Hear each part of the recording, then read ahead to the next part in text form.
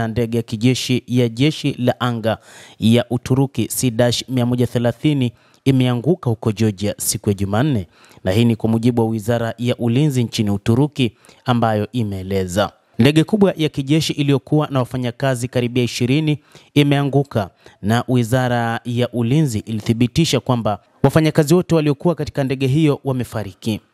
Wizara ya mambo ya ndani ya Georgia ilisema kuwa ndege hiyo ilipaa kutoka Azerbaijan na ilikuwa ikiruka kurudi Uturuki ilipoanguka katika manispaa ya Seynar, karibu kilomita 5 kutoka mpaka wa Azerbaijan na Georgia.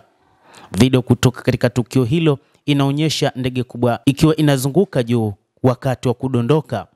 Kwa mujibu wa kituo cha habari cha NTV, ndege hiyo iliwasili Azerbaijan siku ya Jumanne asubuhi kutoka katika mji wa Trabzon wa Uturuki kwenye pwani ya Bahari Nyeusi.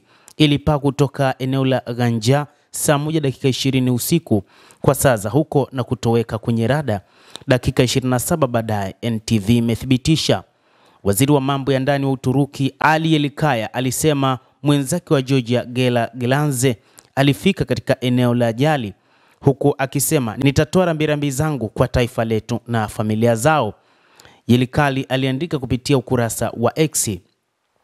Rais wa Uturuki Recep Tayyip Erdogan alisema operesheni ya kurejesha mabaki hayo inaendelea kwa uratibu na maafisa wa Georgia. Hata hivyo, bado haijaelezwa sababu kuu ya kuanguka kwa ndege hiyo. Uturuki imesema inafanya kazi ya kufanya uchunguzi zaidi kwa ajili ya kutafuta ni jinsi gani ndege hiyo ilidondoka na nini sababu kubwa ya kutoonekana katika rada na nini kilisababisha kuanguka kwa ndege hiyo.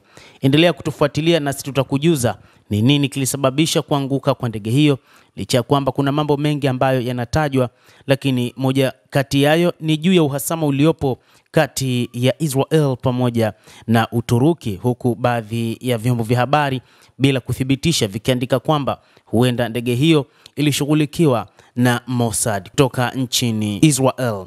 Endelea kutufuatilia, tutaendelea kukufahamisha ni nini ambacho kimejiri zaidi.